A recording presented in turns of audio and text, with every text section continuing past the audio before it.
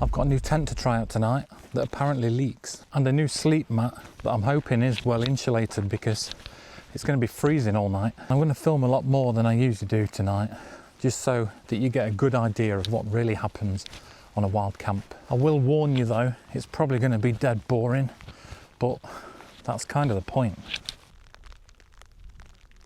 I do usually make sure that I've got time for a bit of a walk or a hike before I get set up and bed down for the night. I usually plot a circular route so that I can do my walk and then camp relatively close to my car, so that when I'm all packed up in the morning, I haven't got miles and miles to walk back. Or maybe I'm just lazy. I'll let you be the judge of that. It's raining at the minute, but there is sunshine on the tops of the hills over there. Whether you'll see that on camera or not is another question.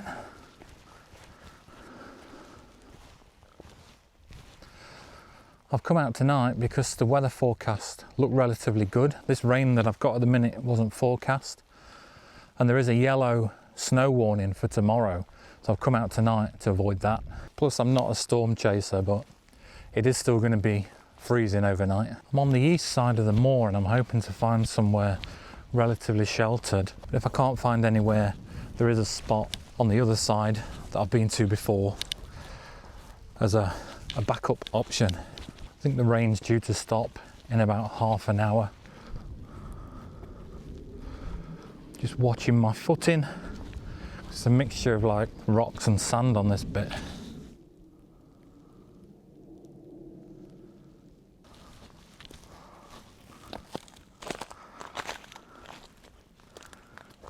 It's nice to get out after doing nothing but eat cheese, crisps and chocolate over Christmas and New Year. There's a bit of a wooded area down there.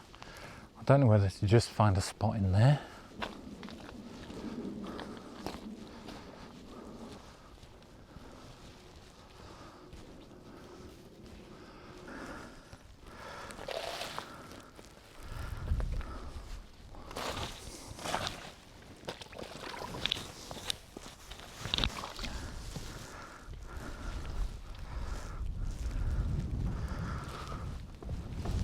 Let's see what's over here.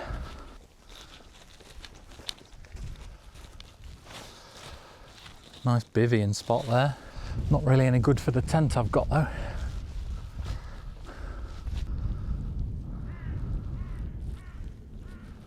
The search continues. Everywhere's covered in bracken as well. That's all started rotting away and falling over. The problem is you can't see if there's any rocks or holes or anything under it. So you just got to be a bit careful. Nice view from up here though. I'm trying to take it steady because it's going to be so cold tonight. I've put extra layers on and don't want to work up a sweat walking around and then end up being cold all night. So I'm just walking steadily so that I don't do that. I've only got a merino top, a t-shirt, a really thin fleece and this waterproof layer on. But it's amazing how quickly you warm up once you start moving, and I always underestimate it. Maybe one day I'll learn. I've got extra stuff in my bag as well to keep warm tonight, so even though it is going to be freezing, it shouldn't be a problem. If the video cuts to a shot of me inside a tent in a minute, it's because I spent too long fanning around, walking around out here and set up in the dark.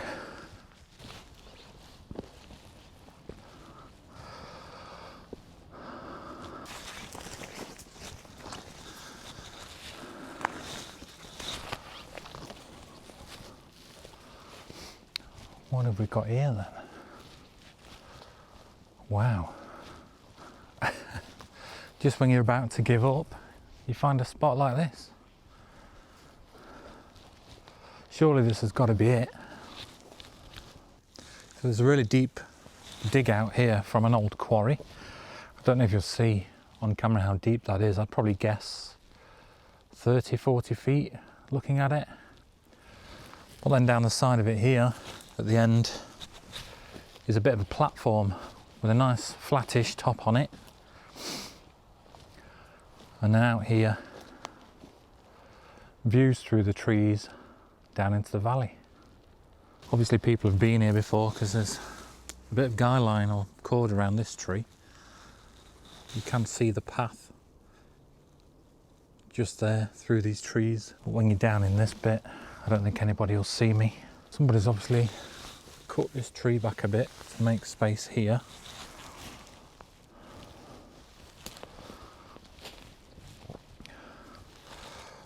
Got some rocks I can sit on.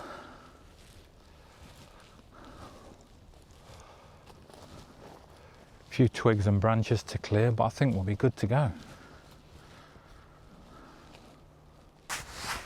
Oh.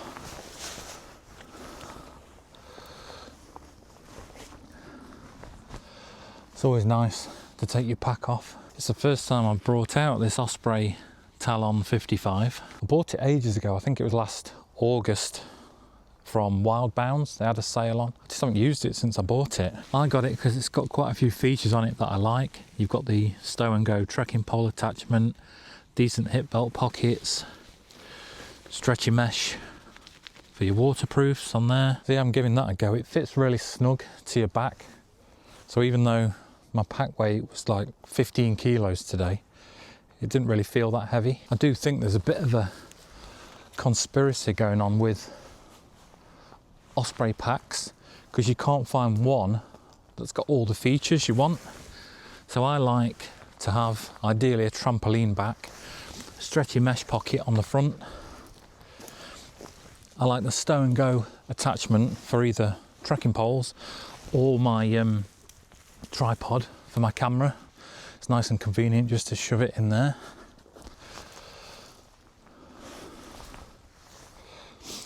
But like I say, this Talon, it hasn't got the trampoline back, but it's got everything else.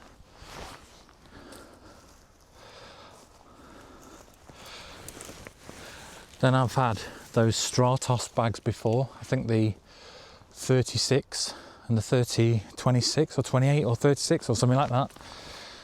They've got the trampoline back, but they haven't got the stretchy pocket on the front. You've got a zipped compartment on those. And yeah, you find that through the whole range of Osprey bags, they've all got one thing missing. Do they do it on purpose to sell more bags? Should they just make one that does everything? I don't know. It's a conspiracy. I think the Exos bags are the closest to perfection that I've found. But I bought one of the newer models of those, and the compression straps on the side were just really weird. It was like if you put a water bottle in and compress the straps, you couldn't take it out without making the bag all loose and weird. Might need to relook at those. I'm just looking where's going to be best to pitch, because I think this bit here is the flattest, but I don't yet know if it's big enough for the tent. Then as you get further out into this section, it slopes a little bit down towards the edge. I think the tent I've got is freestanding, so I'll be able to move it around once I've got the poles in. Let's get it out and have a look. I told you I was going to film a lot more and film all the boring stuff. I've just sent my location to Mrs. Daly of where I'm pitching up.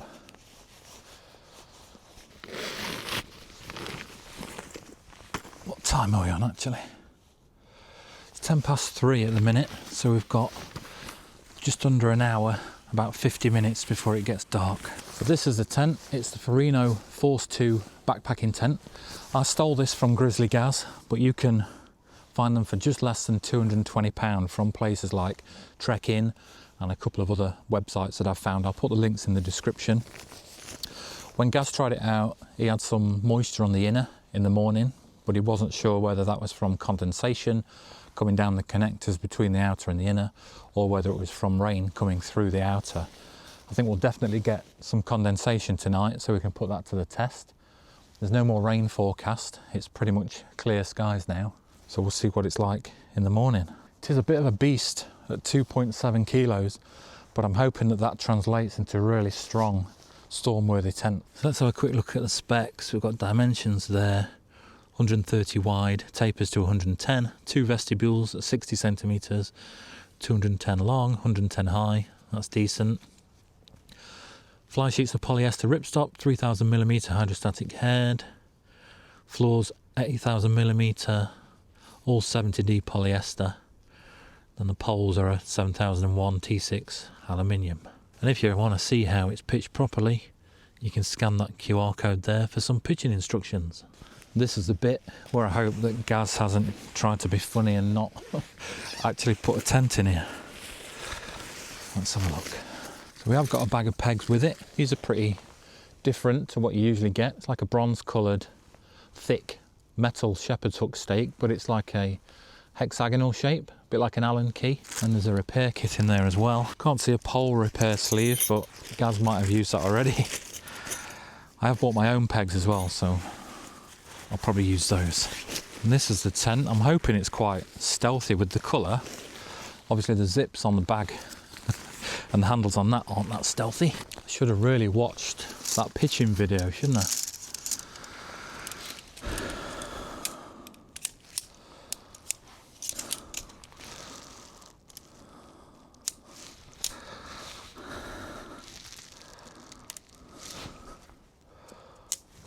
Got some poles, it's always a good sign. I think there's 3 poles. It's kind of like a geodesic or semi-geodesic design from memory. Looks like I've got 2 silver poles and a black one. I think the black one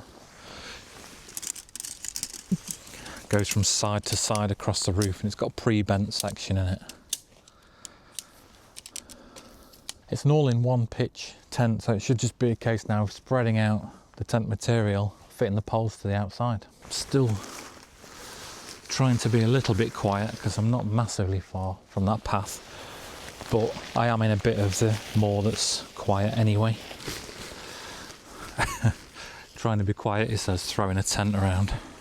So it looks like the pole clips are colour coded as well. We've got silver ribbon there and black ribbon on these ones. They're plastic pole clips, and I'm assuming they must correspond to the colour of the poles. Guess we'll find out in a minute. I always try and clip on the first clip when you've got poles that just slot into eyelets. Otherwise you find that you go to the other end to do the second eyelet and the pole just slips out because there's nothing holding it. So just by clipping one on, it tends to hold the pole a bit better into the eyelet there while you're at the other side. It's a nice colour though, isn't it? You can see the ripstop inside that polyester. They do treat it with a flame retardant coating as well, which makes it feel a bit rubbery and a bit springy. I think it'll be the polyester material that's responsible for a lot of that 2.7 kilos of weight. Now I don't know if this goes under or over those silver poles. Just try it and see how it looks. So that's the poles clipped on. It looks like this goes above the silver because there's plenty of space there. And on these crossing points, you've got ribbons that can go over and then slot through that loop. It's a dead tight, taut tent. Obviously it's not on level ground at the minute, so we'll find a spot for it in a sec and get some pegs in it. Got a guy line there. We've got a pegging point across there. No, just in the corners. So it'll be 6 pegs on the bottom. Got a vent there with a vent prop, and there is mesh inside that as well. Guy line here.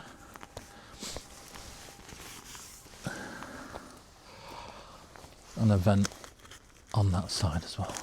So let's get this tweaked and in position and have a look inside, shall we? I think it needs turning around for a start because it's wider on this end, so that's the head end, and because I've got a little bit of a slope,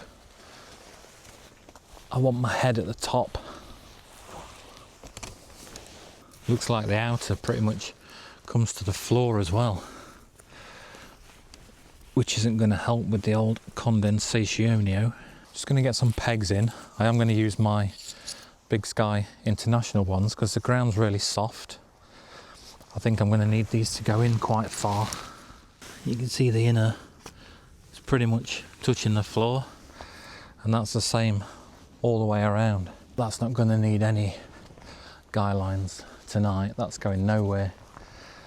I think it's only forecast 10, 13 mile an hour winds with 20 mile an hour gusts, but I'm down off the tops anyway. I do think it'll be a bit of a condensation box, but we'll see in the morning. Again, in the interest of showing you everything, I'm just taking some photographs for my thumbnail and for Instagram, because if it's not on Instagram, did it really happen? Things you do, eh? Try not to fall down this quarry for the sake of a tent photo. Let's have a look inside, and then I can get the rest of my stuff in. So I've got 2 bits of Velcro on this storm flap.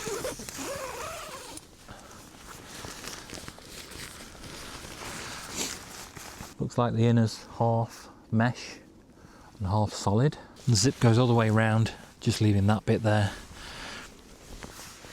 And yep, there's a pocket down there to shove the door into. The seams are all taped, so there's no seam sealing or anything like that. I'm wondering if these are the bits that rain came through on Gaz's camp, or if it's just condensation coming down that connector there. Vestibule width is 60 centimetres at the bottom, but it's quite a steep angle there, so you've probably just got enough space for a stove, probably more so once you've got the door closed and you put your stove here, but we'll try that out later. I've brought my stove with me. I can hear people walking about somewhere, so I'm just gonna put a few bits in the tent while they make their way past, including hiding this fluorescent yellow tent bag. This is my new sleep mat. It's the Lightor 7.5R version.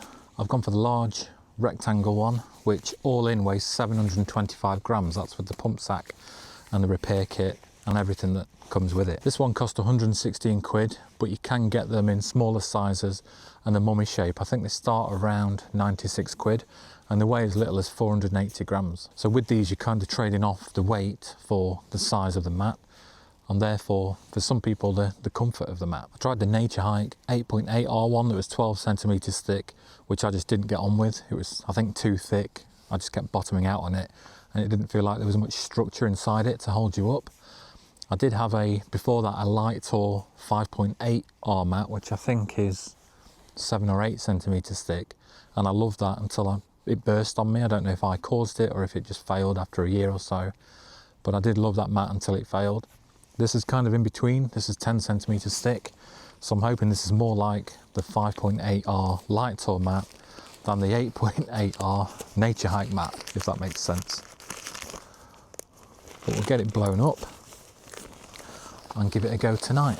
I've just opened the other door on the other side as well, and they are double zipped, so if at any point condensation does get bad, I can unzip the tops of both doors and get even more airflow. So here's the mat, repair patch, which hopefully we'll never need.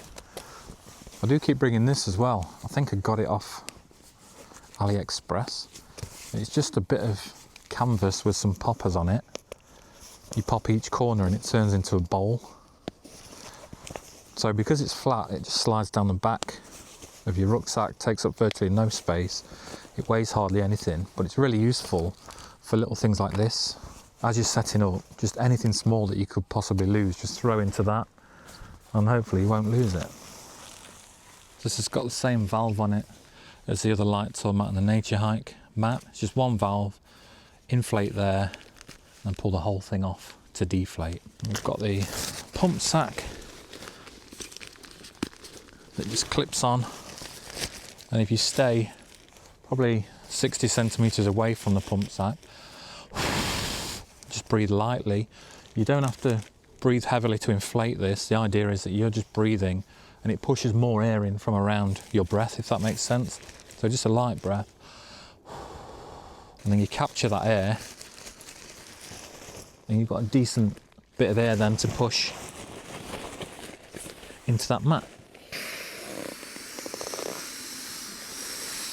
And within probably 7 or 8 times of doing this, it should be inflated. I do usually use a flex tail pump But I just wanted to use this to show that you get that with it, and that they're not as hard to use as a lot of people make out.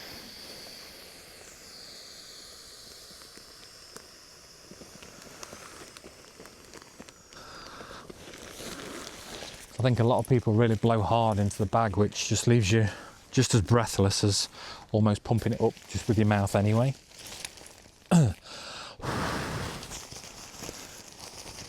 So what's that, 3 pumps? I think we're nearly there.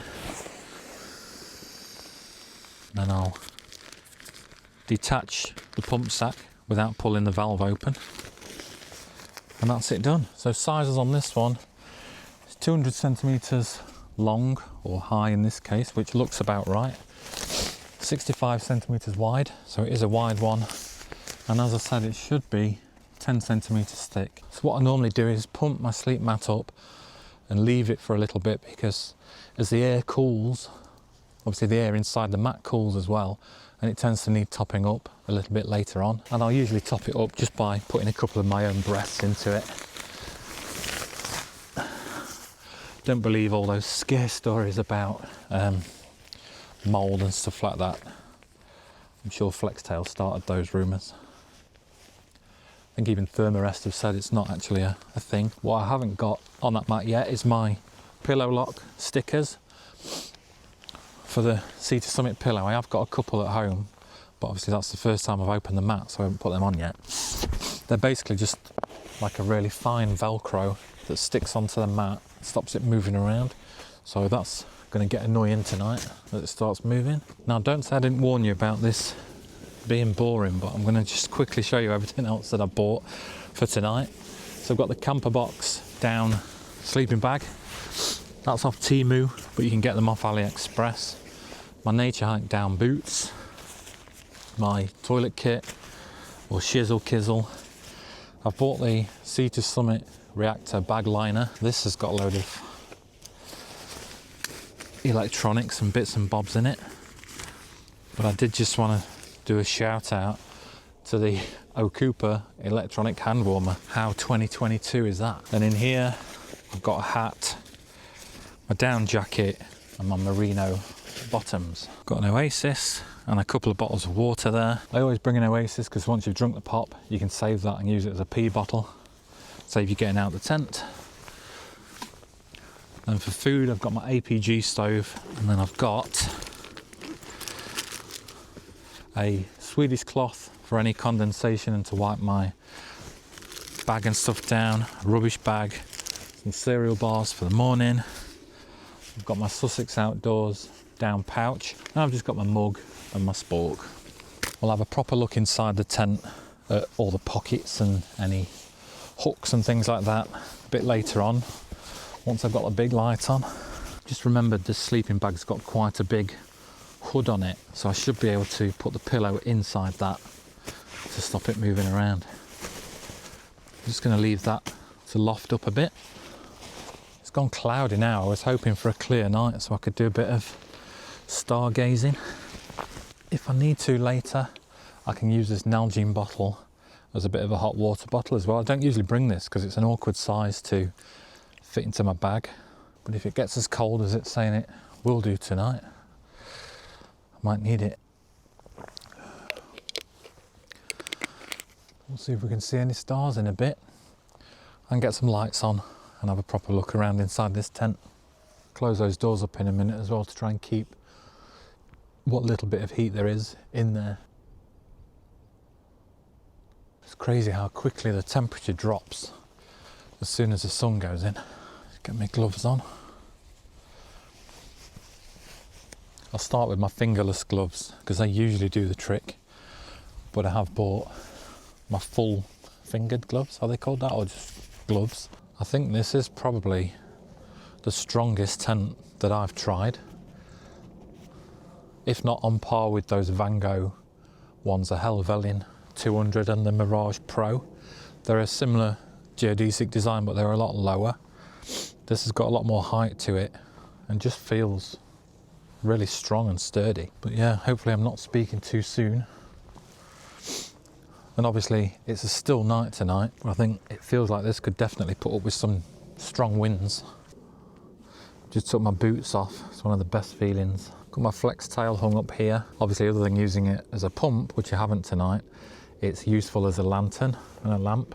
It lasts for a really long time as well. You've got a pocket basically in each corner, so you can put the doors into them on each side. There's another one there. And then at the head end, you've got a big pocket on each side as well. And that's it, I think, but there's plenty of headroom. I'm 5'11", 6 foot-ish, sat on this 10 centimetre mat, and there's a good hand's width of space above me. The sides do come in at an angle, so it's not massively wide as you get towards the top. It's definitely not a two-person tent, this, especially with that tapering at the other end, but it's a nice, very spacious one-person tent. I put my pack inside the tent for tonight, and I brought in the water and my stove just so that the water doesn't freeze and the gas stays warm and performs well. I'll try that in the vestibule in a bit. I'll probably unravel this soon. This is my down jacket. I unpack it and just let it loft up. I don't know if I'm going to need these or not tonight. In fact, I'm tempted just to stay as I am for as long as I can and see what I actually end up using, because I'm convinced that I've overpacked and brought too much stuff. So rather than make this video 16 hours long, I'm just going to sit and chill for a bit now, catch up on some YouTube comments, post a picture on Instagram, and then at some point, probably about 6:30, 7 o'clock, I'll get the stove on and we'll try this food. Right, I've done all my Instagramming and social stuff. Time for some food. So I've got this Wayfarer meatballs and pasta and my APG stove. I'll open the zip at the top of the door as well, just to get a bit of steam flowing out of there. You've probably seen this before. It's like a jet boil type stove, all in one, or whatever you call them.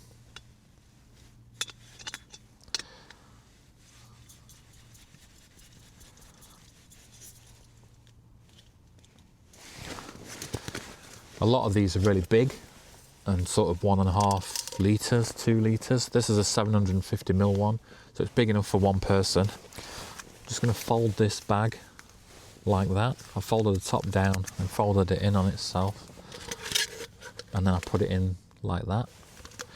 These Wayfarer meals, they are, or I find them really nice anyway. The dehydrated ones are all right. They're obviously a lot lighter than those, but the Wayfarers are like just a proper meal. This one's got a little igniter on it as well, so there's no need for a lighter.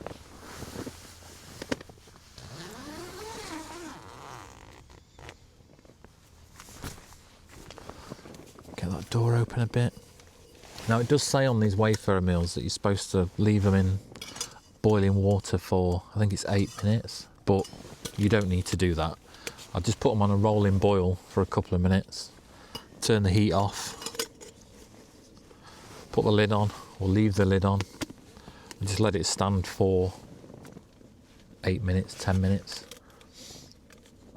They're pre-cooked, so you don't need to worry about poisoning yourself. It just means that your stove's not running for that period of time and you're using all that gas.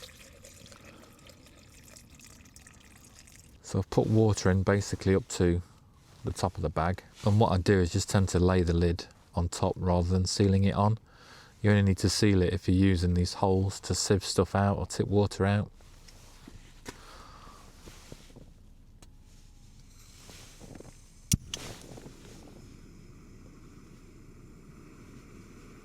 Proper explosion then.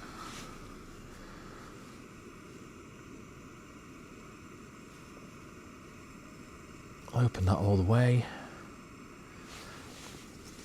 and we'll let that do its thing.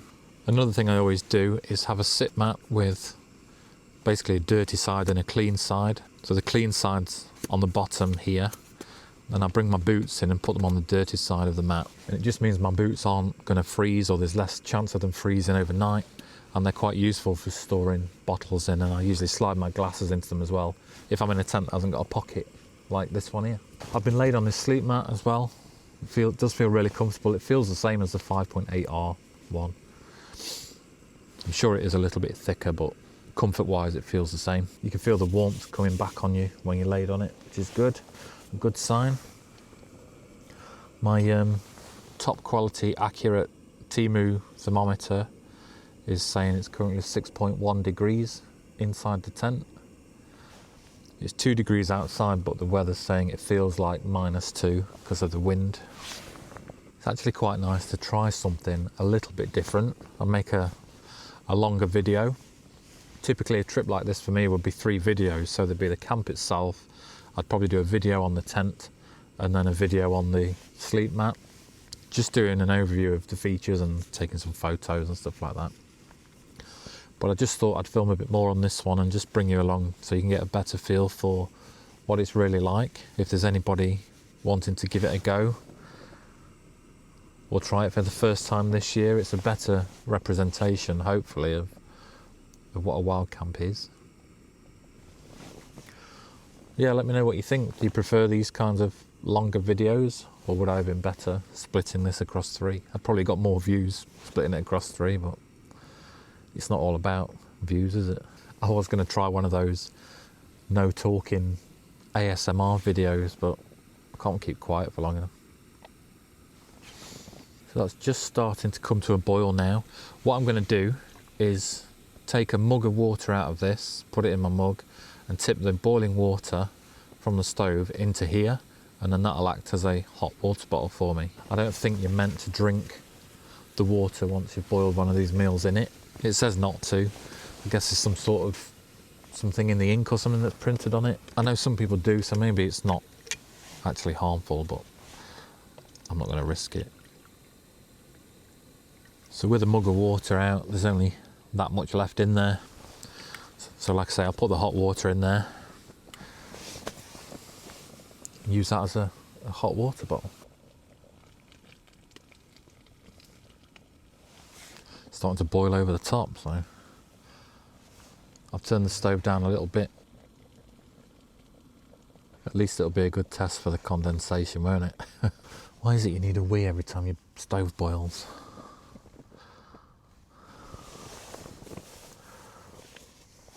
I was going to say I can't get out, but I've got another door here, haven't I? For a wee while that's doing its thing. You don't need to see this bit. Right. Operation try not to scald yourself.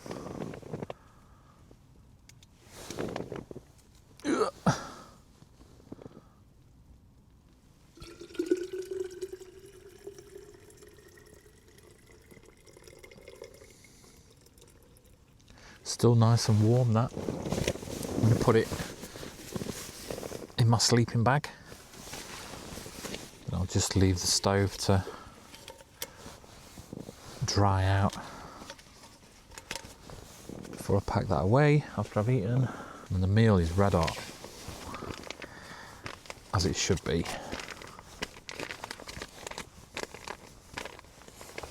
These are good, these little Swedish cloths. They soak up a ridiculous amount for the size and weight of them. That's just half of one of the cloths. I know you don't want to see me eat, but I'll just show you what the meal's like without tipping it out onto my sleep mat. Still steam coming from it, it's plenty warm enough. But it's little meatballs, let me just get one. Like that, and the pasta's like little shells, like that.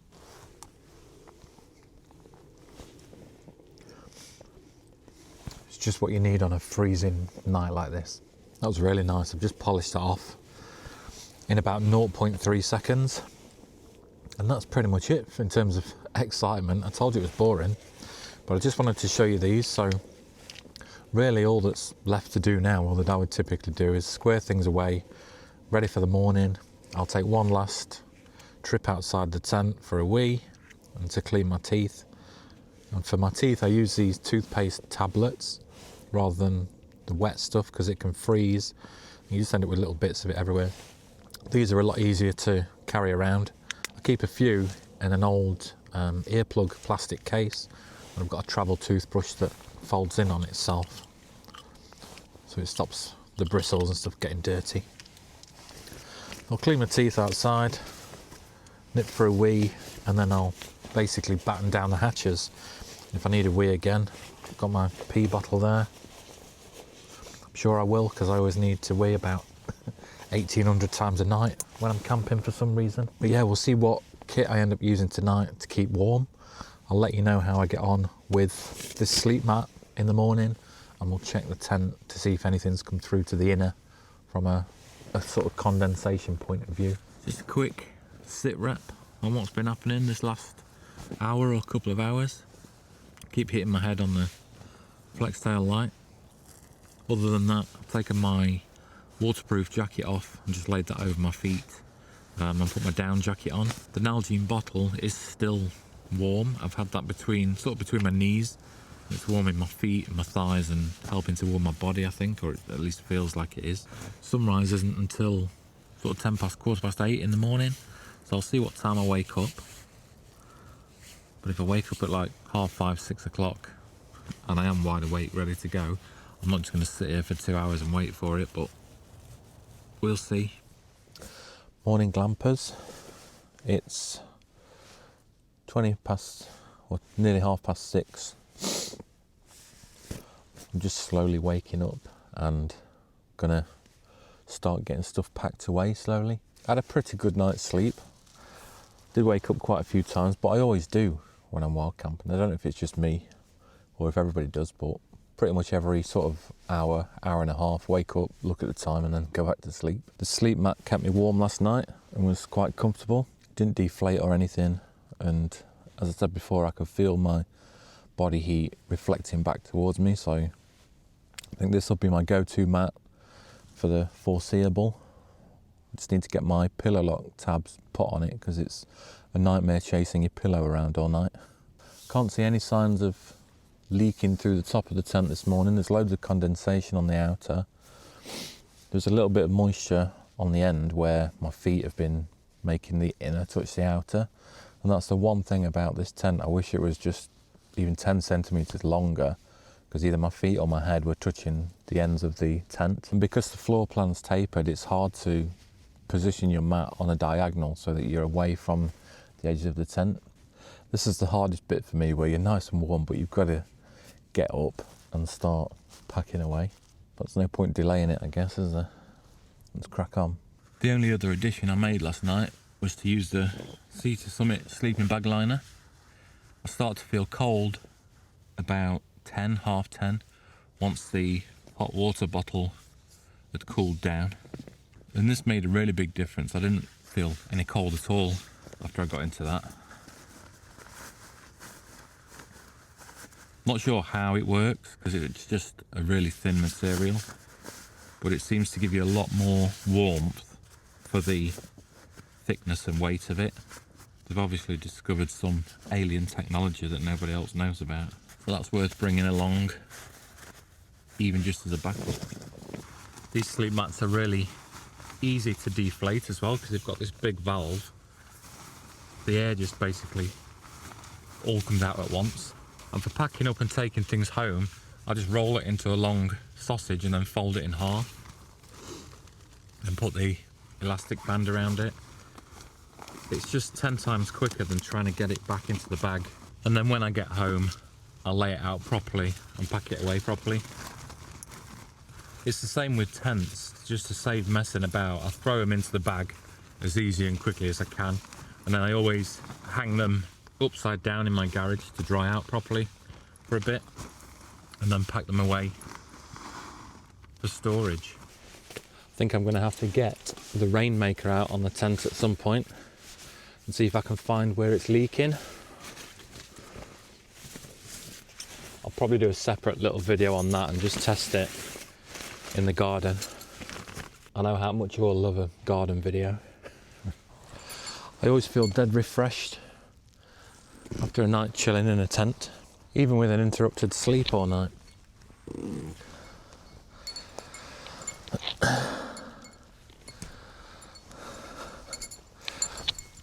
So is wild camping actually boring?